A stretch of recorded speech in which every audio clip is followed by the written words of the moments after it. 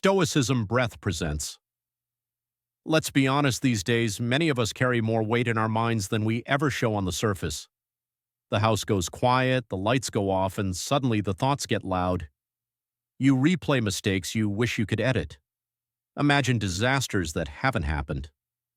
Try to slow your breathing, and yet that tightness in your chest refuses to leave. By morning, you put on your "I'm fine" face, but inside there's a silent tug of war between pressure, doubt, and fear. Most people are hauling far more than they reveal. We stress over money, relationships, careers, the future, and even over how other people see us. We map every move, try to control every variable, and somehow it never feels like enough. Here's the plot twist. The relief you're looking for might not come from another productivity app or a brand new routine, even though tools and therapy can absolutely help. The real shift may live in principles forged more than 2,000 years ago. Stoicism, embraced by Roman emperors, battle-worn soldiers, enslaved individuals, and sharp-minded scholars, was built for unpredictable times. Back then, just like now, life did not behave. People faced wars, betrayals, illness, heartbreak.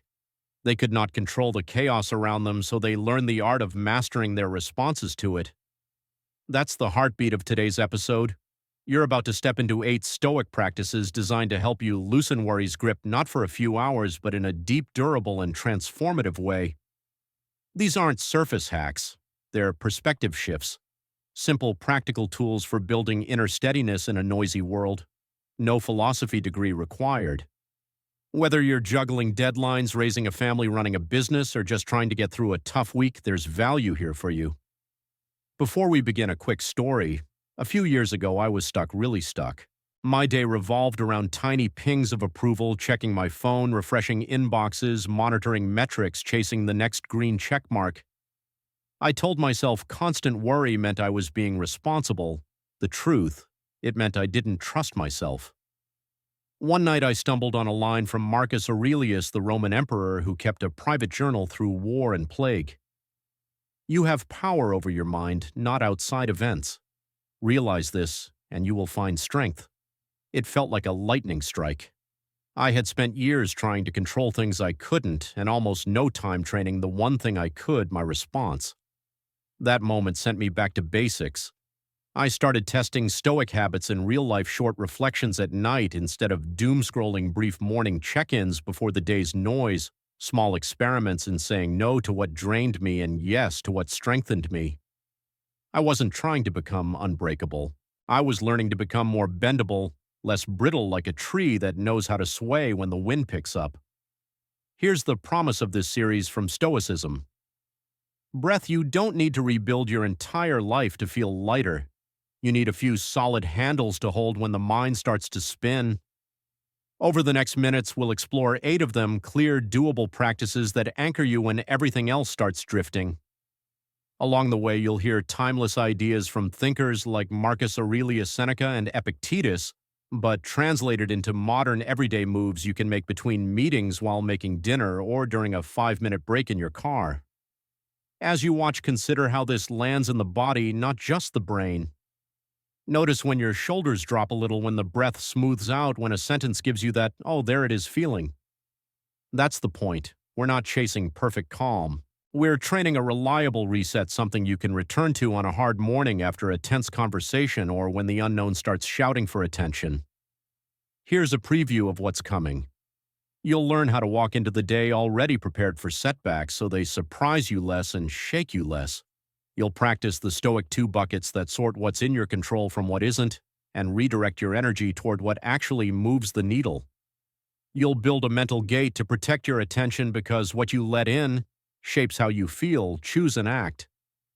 You'll try a simple evening review that helps you sleep clearer and wake with more purpose. You'll meet amor fati, the radical idea of loving your fate that turns obstacles into raw material. You'll reclaim the present moment when anxiety drags you into imaginary futures. You'll experiment with small voluntary discomforts that make real challenges feel less scary. And you'll anchor your days in virtue, courage, honesty, discipline, kindness, so your peace doesn't depend on other people's opinions or outcomes you can't control. If you like a little science with your stories, Here's a helpful frame. When you face uncertainty, your nervous system looks for safety. These practices are safety cues, signals that say, I can meet this. They dial down threat and dial up agency. And agency is what worry steals first. The Stoics knew this long before we had modern words for it. They trained for life the way athletes train for the game. Simple drills done consistently so when it counts the body and mind already know what to do. So take a slow breath with Stoicism Breath. Not to push the fear away, but to make space next to it. You're not broken for feeling overwhelmed. You're human. And you're capable of learning a steadier way to carry what life hands you. In this episode, we begin with 8 time-tested practices that help you do exactly that step-by-step, story-by-story, choice-by-choice, until calm becomes something you can trust, not just hope for. I spent years trying to control everything outside of me, timelines, other people's opinions, every possible outcome while barely trying to master the one arena that was truly mine, my own thoughts. That realization was the hinge. I began reading more, practicing Stoic habits and retraining how I handled stress. Here's the good news: you don't need to rebuild your life to find peace. You need to change the way you see it. That's what these 8 habits are, for simple, practical shifts, each one a handle you can grab when worry starts to spin. You'll hear the wisdom of Marcus Aurelius, Seneca, and Epictetus, and you'll see how the same ideas help ordinary people right now: parents on a deadline, nurses on a night shift, founders between investor calls. Take a slow breath. Feeling worry doesn't make you broken or weak, it makes you human. What matters is the response you choose next. That's the muscle we're about to train together. Habit number 1. Premeditation. Rehearse the storm. So it stings less. Have you ever felt your heart race over something that hasn't even happened yet? A breakup you're afraid might come, a layoff rumor, a diagnosis you don't have. Your body responds like it's real tight chest, shallow breath, spinning mind. The Stoics had an antidote: premeditatio malorum, the premeditation of difficulties. Seneca put it this way: when you've seen a hardship coming, you rob it of some of its power. At first glance, it sounds pessimistic. Why think about bad things? But this practice isn't about fear, it's about preparation. You're not summoning disasters, you're building readiness. Picture a pilot reviewing emergency procedures before takeoff. No one hopes for engine trouble. They practice so that if something happens, their hands already know what to do. Your mind needs the same pre-flight check. Here's how to do it in the real world. Before a crucial meeting, name the worst reasonable scenario, then map your calm response. If the tough question lands you, pause, breathe, clarify the facts, and pivot to your plan. Now your nervous system has a script. Before a big decision, ask, if I lost the outcome, what strengths would I still keep? Skills, values, relationships, your ability to learn, assets no market can repossess. That reminder shrinks the stakes to a human scale. Before the day begins, imagine the patience test traffic. A toddler's meltdown, a curt email. Decide in advance how you'll respond as a person in charge of your choices, not a passenger of your emotions. Why this works: your brain calms when uncertainty shrinks. Naming possibilities turns fog into shapes. In psychology, this echoes stress inoculation and implementation intentions, those tiny if-then plans. If the client pushes back, then I'll ask for one clarifying example and restate our goal. Studies show people who set if-then responses make better decisions under pressure because they've already rehearsed the move. Think of it as mental immune training, brief controlled exposure that teaches your system, I can meet this, a few simple cues to keep you grounded. Keep it brief and calm. 2 minutes is enough. You're not catastrophizing. You're previewing like a coach before game day. Stay specific and behavioral. If the interview shifts aggressive, then I'll slow my pace. Ask one question and bridge to my experience with X. End with agency. Whisper, I'm ready. Not because you know exactly what will happen, but because you know how you'll show up. Let's add a couple of modern examples. Health anxiety. You're waiting on lab results. Instead of looping worst-case stories, write 3 lines. 1. What I know today. 2. What I'll do if the result is A. 3. What I'll do if the result is B. Then return to the present task, a walk, a call, a meal. Clarity replaces rumination. Financial stress. Markets dip. You picture the chart going lower and your mind spirals. Premeditation looks like this. If the market falls 10% more, then I'll review my allocation on Saturday, not today. I'll stick to my risk rules. I'll talk to my advisor before I touch anything. You trade panic for process. Difficult conversation. You expect pushback from a colleague. You rehearse 3 likely objections and your grounded replies. When the moment comes, you don't chase every emotion in the room, you follow your map. Common mistakes to avoid. Don't turn this into worry with a planner. If you notice your thoughts racing, come back to one sentence. Name it, plan one step, release it. Don't script the other person, script yourself. You control your conduct, not their reaction. Don't linger. When 2 minutes end, you move. Premeditation is a launch pad, not a place to camp. What you'll feel over time, you'll still get butterflies, but they'll flap in formation. Setbacks won't blindside you as often. Even when life surprises you, you'll recover faster because your brain has practiced returning to composure. That's the quiet dignity the Stoics trained for, not the absence of storms, but the presence of an inner keel. From this point forward, make it a micro-habit. Before your day begins or before any major challenge, close your eyes for 2 minutes. Visualize the bumps. Choose your response. Then say calmly, I'm ready. This is the core of Stoicism in motion, not pretending bad things won't happen, but preparing so they don't own you. This is Stoicism Breath, bringing ancient steadiness into modern life, one practiced response at a time. Preparation is power because when you're ready for life's storms, they never truly own you. Think about the last time you found yourself caught in worry over something far beyond your control. The weather turning gray, a harsh opinion from someone else. A mistake you made years ago, the state of the economy, or simply waiting for a text that never came. We've all been there. The more energy we pour into things outside our reach, the weaker and more helpless we feel. That's why one of Stoicism's most enduring lessons offers such clarity, the dichotomy of control. Epictetus, one of the great Stoic teachers, explained it simply: some things are up to us and some things are not. It's a short sentence, but it holds the key to a quieter mind. The Stoics pictured life as 2 buckets. Bucket 1, what you can control: your thoughts, your choices, your actions, your reactions, your values. Bucket 2, what you cannot control: other people's behavior, final outcomes, your past, and much of the future. Most people live in the wrong bucket. They spend most of their energy on what they can't change, and then wonder why they feel anxious, burnt out, and exhausted. The Stoic flips the script. When insulted, they don't obsess over the insult. They focus on how they choose to respond.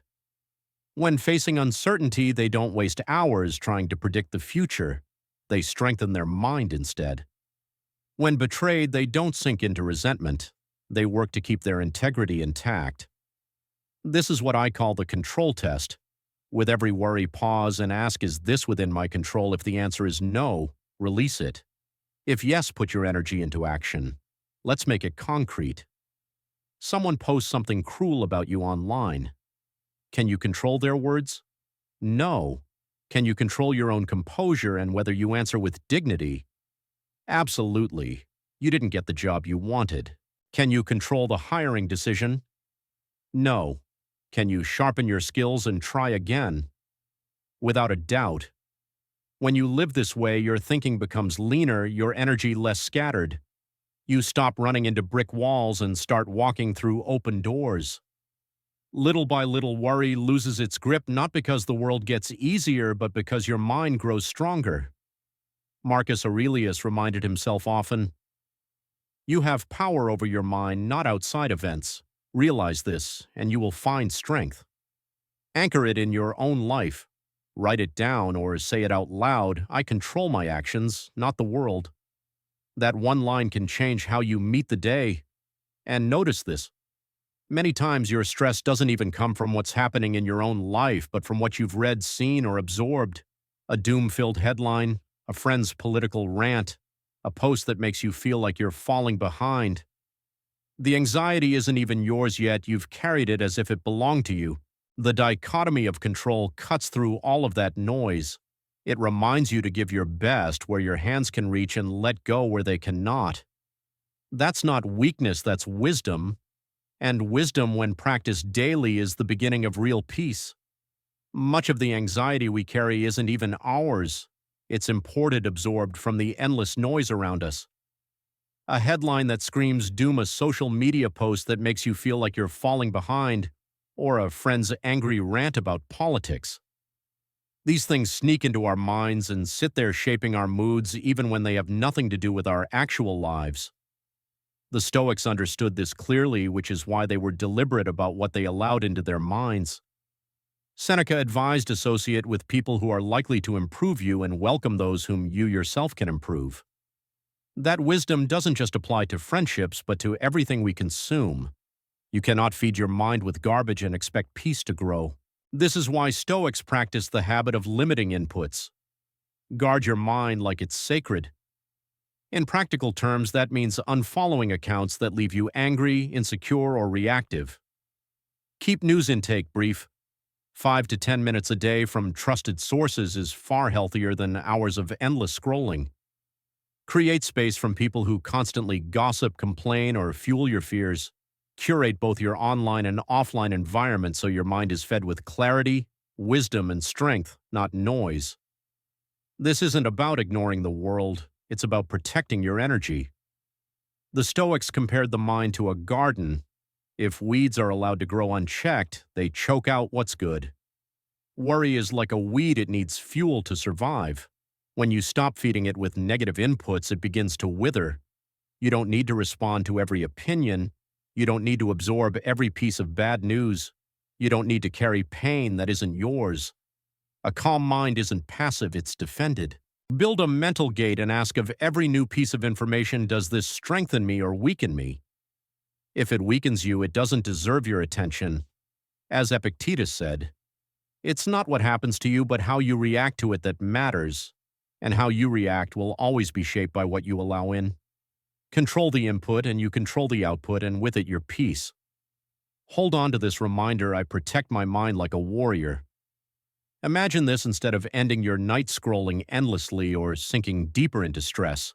You close your day in silence, asking a simple question, how did I live today? This nightly reflection was a cornerstone of Stoic practice. They believed one of the most effective ways to calm anxiety was to review the day's actions. Not to condemn yourself, but to understand yourself. Seneca described his own nightly ritual when the light had been removed and the house was quiet. He would go back over his entire day, what he had done, what he had said, and whether he had lived by his values. Think about how much of our unease comes from thoughts we never process, feelings we ignore, or mistakes we never learn from. Instead of running from the day and diving headfirst into the next, the Stoic sits with it. They ask, did I show courage today? Did I let something outside my control steal my peace? This habit turns the end of the day into a mirror for growth. It doesn't matter if the day was filled with victories or setbacks. What matters is that you face it honestly, learn from it, and prepare your mind for tomorrow with greater steadiness. Each night, the Stoics ask themselves simple but piercing questions. Did I speak words I regret? Did I live by my values today? This wasn't about guilt, it was about clarity. By reflecting regularly, they weren't just recalling events, they were rewiring their thinking. Over time, this nightly review turned them into disciplined observers of their own minds. Patterns revealed themselves, what provoked them, what drained them, what lifted them higher. With this awareness, their reactions became sharper, their emotions steadier, and their lives more aligned with their principles. You can practice the same ritual. Every night, take just 5 to 10 minutes. Sit quietly. Let the noise of the day settle and ask yourself, what did I handle well today? What can I improve tomorrow? Avoid harsh self-criticism. Just notice. Writing it down can make it even more powerful, turning the page into a mirror for growth. And if the day went badly, that's not failure, it's direction. Now you know exactly where to strengthen. Worry thrives when we run from our past, but when we look at it with calm honesty, it loses its grip. Marcus Aurelius lived this ritual faithfully. His private journal, which we now know as Meditations, wasn't written for an audience. It was written for himself to stay grounded, humble, and aligned. You can create your own version of that private notes that keep you steady in the middle of chaos. The reward is real. You fall asleep with clarity and wake up with purpose. Gradually, the endless mental spinning fades because reflection keeps you rooted, and someone who is rooted cannot be swept away by fear. But what happens when life delivers something you never wanted? The relationship that ended the opportunity, that slipped away the news you didn't want to hear. Most of our stress comes not from the event itself, but from resisting it, replaying it, wishing it were different. That resistance hardens into worry, sadness, even bitterness. The Stoics offered a radical antidote, amor fati, the love of fate. This isn't passive tolerance, it's embracing what happens as part of your path, not your punishment. Friedrich Nietzsche, deeply influenced by Stoicism, described it as his formula for greatness: to want nothing to be different, not forward, not backward, not for all eternity. At first it sounds impossible. How can anyone love what hurts? But amor fati doesn't mean delighting in pain. It means recognizing that even pain can shape you, that the hardest events can become fuel for growth. The breakup you didn't choose may lead you back to yourself. The failure you didn't want may teach you humility and persistence. Marcus Aurelius reminded himself, "The impediment to action advances action. What stands in the way becomes the way." This mindset transforms obstacles into stepping stones. Instead of fighting life, you learn to move with it, using every setback as raw material for strength. That is the resilience Stoicism teaches: not to escape reality, but to embrace it so completely that nothing can steal your peace.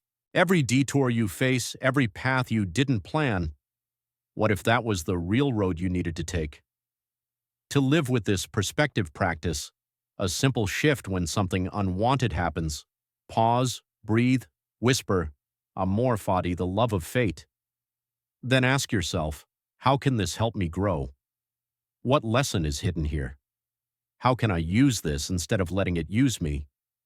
With this mindset, worry transforms into curiosity, pain into wisdom, and even life's hardest moments gain meaning. This isn't about sugarcoating reality, it's about cultivating resilience so deep that even adversity becomes part of your strength. Because here's the truth: someone who can love their fate no matter how it arrives becomes untouchable. Most of our worry doesn't come from what's happening right now, it comes from what might happen later. We imagine illness, job loss, heartbreak, failure, disaster next week, next month, next year. But right here in this exact moment, you are breathing, you are alive, you are safe. This is where the Stoics offered one of their most comforting principles: presence. Marcus Aurelius advised, "Confine yourself to the present, not the past, not the future, just this moment." He also reminded himself, "Never let the future disturb you. You will meet it if you have to with the same weapons of reason that arm you today." The Stoics understood that real strength comes from living fully in the now. The past is finished. The future is uncertain. The only moment you truly own is this one. Worry hijacks the mind, dragging you into times that don't exist. But when you train yourself to return to the present, you reclaim your power. Here's how to make it a habit throughout the day. Ask, where am I right now? Am I here or lost in what-ifs? When anxiety creeps in, come back to your senses. Feel the ground under your feet. Listen to the sounds around you. Focus on your breath. Build small islands of awareness while sipping your coffee, walking outside, or talking with someone. Presence isn't just a mental trick, it's a shield. Because when you are fully here, anxiety has no space to grow. Right now, there is no disaster. Right now, there is no enemy. Right now, there is only now. And it is enough. Stoicism never promises that bad things won't happen. It teaches you to meet challenges when they actually arrive, not 100 times in your imagination. The more often you choose the present, the less space fear has in your mind. Let this be your mantra. Right now is enough, because in this moment you are alive, and that is already power. And here's a paradox: one of the most effective ways to stop fearing the future is to practice discomfort in the present. Because once you've trained yourself to endure being uncomfortable, the unknown loses much of its power over you.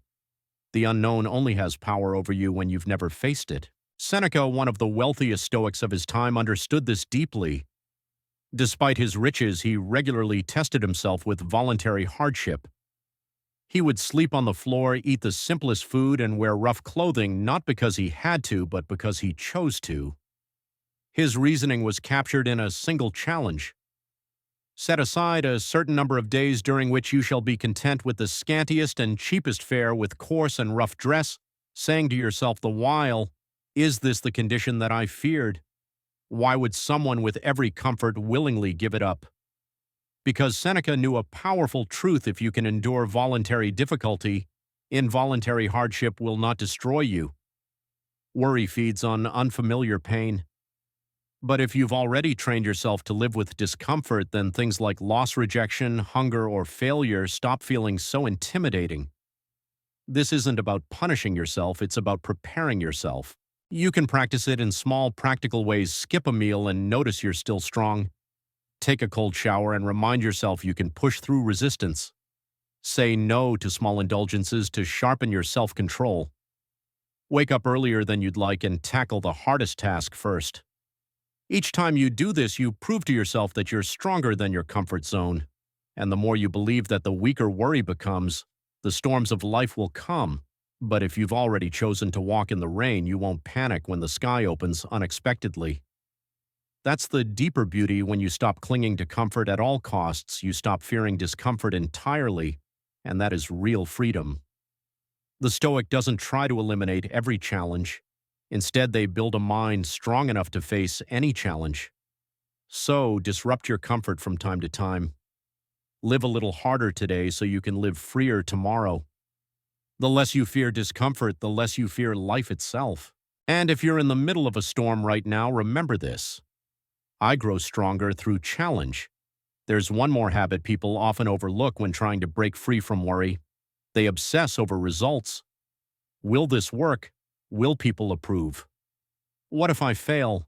Because results are uncertain, anxiety grows. The Stoics taught something far deeper: shift your focus from outcomes to values, from appearances to integrity.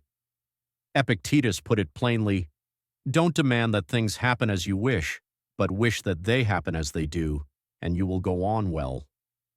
What does that mean in practice? It means that if you live by values like honesty, courage, discipline, and kindness, you've already succeeded no matter what the world says. Worry thrives when we chase things outside ourselves: wealth, recognition, status, approval. But peace grows when we live in alignment with our principles regardless of the outcome. That's why Marcus Aurelius cared less about being seen as victorious and more about living uprightly. He wrote, "If it is not right, do not do it. If it is not true, do not say it." Here's how to apply this in daily life. Before acting, don't ask, "Will this make me win?" Instead, ask, "Is this the right thing to do?" Before taking a big risk, don't ask, "Will I look foolish if it fails?" Ask, "Will I grow no matter how it ends?" When worry creeps in about what others might think, ask yourself, did I act with integrity? If the answer is yes, you've already won. You don't need to control opinions, outcomes, or scoreboards. You only need to control your own choices. And when your conscience is clear, your sleep becomes peaceful. The Stoics weren't obsessed with fame or ambition. They were committed to being steady, wise, and good, even when no one was watching. That's where real peace is found. You cannot always control how life unfolds, but you can always control how you live it. Trade attention for authenticity, outcome for effort, fear for virtue, and watch how worry begins to lose its grip, because nothing can shake a person who knows they lived with honor. If you're ready to make that your standard anchor it with these words, I live by virtue, not fear. Worry is a thief. It creeps in quietly, settles in deeply, and if you let it, it can rob you of years of peace, focus, and confidence. It whispers doubts, magnifies fears, and pulls you away from the present moment. But here's what the Stoics knew and what you now know: you are not powerless. You might not be able to calm the storms of life, but you can train your mind to remain steady in the middle of them. You weren't born to be tossed around by every fear or insecurity. You were born to master yourself. Let the world spin. Let others chase distractions, panic, and exhaust themselves. You stay rooted still, clear, disciplined, calm. That's the Stoic way. That's true strength. That's real peace. And if this message has strengthened you, share it, because the circle of modern Stoic warriors grows stronger together. Now it's time to claim your power. Say it. Write it. Own it. I choose calm. I choose strength. I choose Stoicism.